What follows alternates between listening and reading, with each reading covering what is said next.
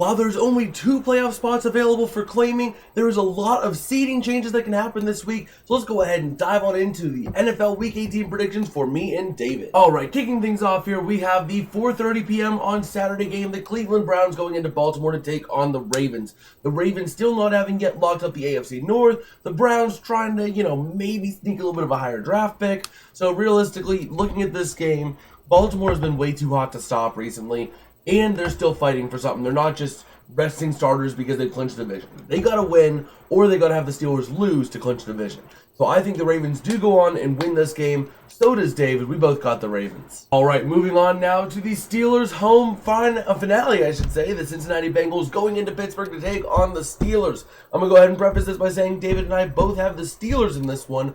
But this game is going to be a fun one, a close one, because the Bengals are still fighting for their playoff lives. They are going to be having to win this game, get a little bit of help from, Miami losing and the Broncos losing, which is possible. It is possible. And the Steelers are still fighting for the North. And even if they don't win the North, they're still fighting for that 5 seed, that coveted 5 seed, because you want to go to Houston. Nobody really wants to go to Baltimore. Nobody wants to go to Buffalo. The Steelers and Chargers are both trying to fight for that Houston game if they can help it. Hopefully the Steelers don't have to. Maybe the Steelers end up sneaking that 6 seed or that 3 seed, but we'll see what happens. But overall, it's looking to be a fun game. All right, now moving on to the Sunday slate of games. We're going to start things off with the Carolina Panthers going to Atlanta to take on the Falcons. I am personally excited for this one because we get to see 2 young quarterbacks take the field here, because Bryce Young has been looking really good except for last week since he came back from his benching. Michael Penix Jr., absolutely phenomenal out the gate. How much of that is teams don't have film on him, I don't know. But still, he's been exciting to watch, especially even last week in that game against Washington. But overall, David and I both taking Atlanta in this one just because we feel like Atlanta has so much more to play for. They're going to be playing with so much more heart. They have to win and have Tampa Bay lose in order to win the division and sneak into the playoffs. So they're going to do everything they can to win, and we think Atlanta comes out on top. All right, now moving on to the Washington Commanders going to Dallas to take on the Cowboys. Both me and David have Washington, but I think this is going to be a very, very, very tight game. Dallas is still going to be trying to see what they have. They're not really drafting particularly high. They can't really draft particularly high.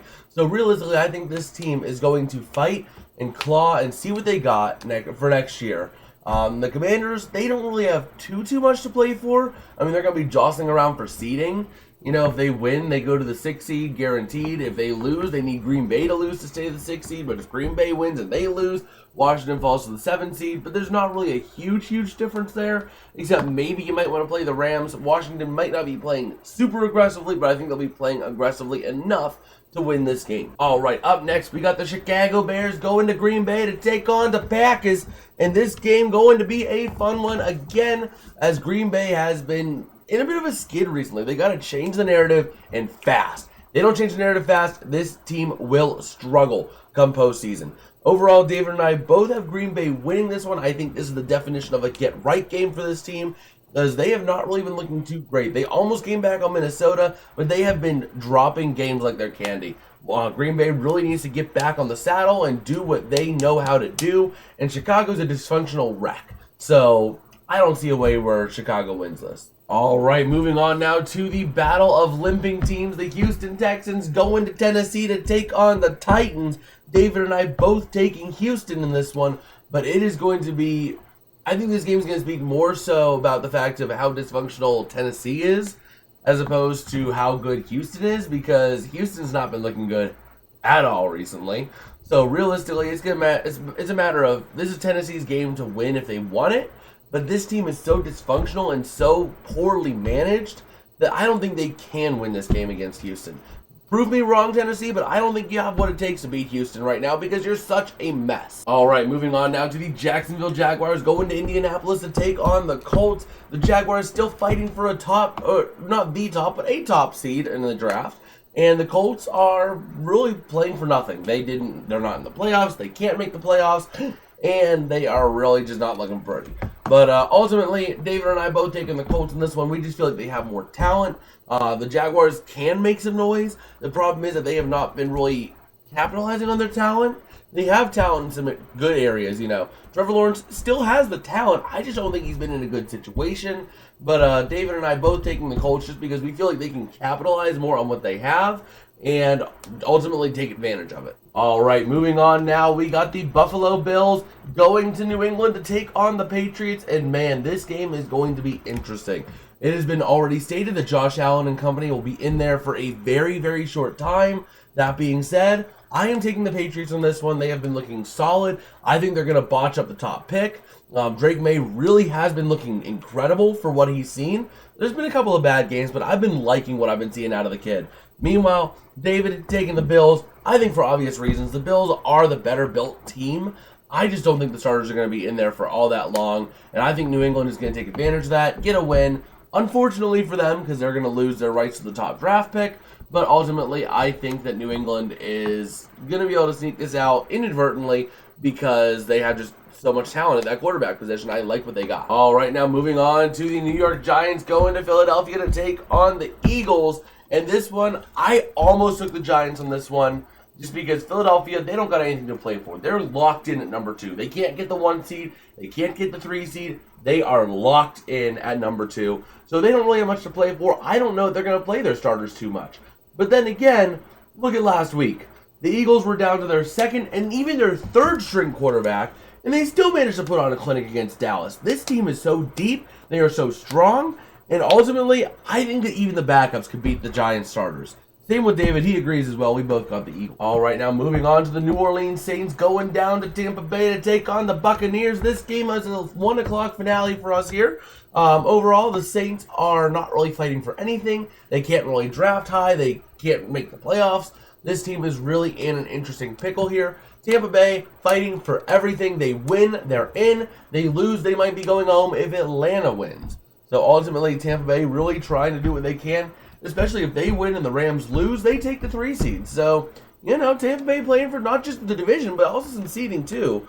That being said, me and David both taking the Buccaneers on this one. They just have a wealth of talent. Baker Mayfield's been looking incredible. He has weapons all around him. Bucky Irving, once again, premier running back, looking absolutely incredible. This team, I don't think the Saints can hold a candle to them. All right, now here we go to the 4:25 slate of games. We're going to start off with the Chiefs versus the Broncos. And I'm going to make I'm making a little bit of an interesting pick here because it has been reported that the Chiefs are essentially scared of the Bengals. They don't want the Bengals in the playoffs from what it's been reported. So they are going to potentially be going down to their practice squad quarterback, going below Carson Wentz to ensure that they lose this game, which is very interesting when you think about it because they have the top seed locked up. They don't need to play their starters. And the fact they're going potentially to their practice squad, not sure if it's true or not, but ultimately Denver, I think that Denver could even beat the Chiefs' backups. But if they're going all the way down to the practice squad, yeah, Denver's going to win this game. David taking the Chiefs, I could see it, but ultimately I think the Broncos are just going to win because the Chiefs are going to be taking this week to rest so that they don't have any major injuries. Because a major injury to, let's say, Patrick Mahomes or Travis Kelce would be devastating for a playoff run for this team. All right, now moving on to the Los Angeles Chargers taking on the Las Vegas Raiders. This game has big implications for the Chargers. The Chargers are trying to sneak into that 5 seed. If they win and the Steelers lose, they get that 5 seed. They get the right to go to Houston and more than likely win that game. They could go to Baltimore and maybe put up a fight, but if you're going to Houston, you're probably going to win if you're the Chargers. So ultimately, that being said, I am taking the Chargers. David's taking the Raiders. Not sure why he's taking the Raiders. I mean, Aiden O'Connell has been looking all right. Last week, he looked pretty solid. This team has potential, I think. Ultimately, just can they capitalize on it? But just, let's be real here. Let's stop playing devil's advocate. The Chargers are the better built team. They got a super high flying offense. This team is powerful. The defense has led up. I just saw a post this morning on X. They let up the fewest points so far this season at 281. That is incredible for this defense. The offense is all cylinders firing. This Chargers team really is doing a good job, and I think they're going to continue in Week 18. All right, now moving on to the Seattle Seahawks going to Los Angeles to take on the Rams. The Rams are in a bit of a situation here. They don't need to win this game. They've locked up the West. They're going to be the 3 seed or the 4 seed, and this game, it could go either way. Seattle, they have a decent team. They can put up a fight against this Rams team, and the Rams are so inconsistent, it's frustrating. This team will go in 1 week, they'll put up 44 on the Bills and win the game, and then they'll go to San Francisco and only drop like 12 in 4 field goals. So the Rams being so as inconsistent as they are, especially coming off of a 13-point game. I don't know that they're going to be having too much fight. I think Seattle goes on and wins this just because the Rams are just so inconsistent, and Seattle would love to play spoiler for them potentially taking that 3 seed. Meanwhile, David's taking the Rams. All right, now moving on to the Miami Dolphins going to New York to take on the Jets. The Dolphins are fighting for their playoff lives. The Jets, we don't know who's starting quarterback.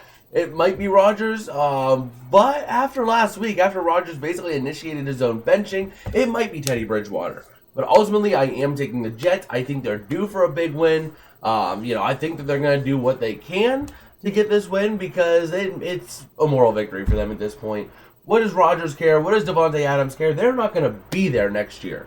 The Jets are expected to cut those two at the end of the season. So why would they care about the Jets getting a higher draft pick? They're going to do what they can to win if they're playing. So I think that the Jets are going to sneak this one out. David taking the Dolphins. I can respect it. I can see the Dolphins winning. Just after the way that they played against the Browns, I don't know that I see the Dolphins winning this one when the Jets are going to be trying to do what they can, especially if Rodgers and Devontae Adams are starting. All right, now moving on to the San Francisco 49ers going to Arizona to take on the Cardinals. This game is a majorly inconsequential game. Neither of these teams are fighting for a top 10 pick. Neither of these teams are fighting for a playoff spot. So I'm going to just go ahead and do a coin flip, and it looks like we chose up Niners. I'm taking the Niners. David's taking the Niners. Both of these teams have potential. They can be dangerous, but the Niners getting decent offense going against the Lions, but then again, the Lions defense has been decimated. Meanwhile, looking at the Cardinals, their offense was stuffed against the Rams. This is going to be an interesting game, but it's not really going to be too much of an exciting one for me. All right, and last but not least, we have the Minnesota Vikings taking on the Detroit Lions in the regular season finale, Sunday Night Football. Win and get the 1 seed, lose and take the 5 seed in the NFC, which is kind of crazy to have a 14-win team be the 5 seed, not be a division winner and be in as a wild card. But this is going to be an interesting game for me. Me and David, sue us if you want to. We're both taking the Lions. Yes, they've been decimated by injury, but I think that this team is going to be able to put up the offensive numbers. They've had a couple stretches in the season where they've put up some solid numbers offensively, and they've been able to really carry things away. I think Detroit's able to do something similar. Plus, Minnesota always seems to open the door for teams. You know, they'll be up by 15, 20 points, and they'll say, hey, opening that door for you. You want to come on in? You want to come on in? No? Okay. That's how they've gotten their 14 wins. This team struggles at putting teams away, especially good teams. You know, we saw it last week. They could not put Green Bay away until the last 2 seconds of the game, basically, when they had gotten the ball and gotten a first down. So, ultimately, I think it's going to be a great game. Minnesota's going to put up a strong fight. But I think that the Lions are going to sneak this one out because I think Minnesota opens the door for them and the Lions walk right through it because Dan Campbell does not sit at open doors and not walk through it. Alright, well that's about going to do it for me today. If you guys like, don't forget to smash like and subscribe as it does help me out a whole lot. It tells me I'm making content that y'all enjoy and that y'all want to check in on. Also, this week I will be trying to stream, not sure about Saturday. Hopefully we'll stream a couple of games on Sunday, if not on Saturday. So, you know, subscribe and ringing the bell will get you notified when I do go live for this weekend for coverage of games. And let me know down in the comments below, who do you got winning? Who's going to win? Who's making the playoffs? What is your final playoff seeding predictions going to be? I want to hear what you guys have to say, and I'll respond to all of you who do leave a comment down below. And I guess with that, I'll catch you guys later. Peace out, and have a good one.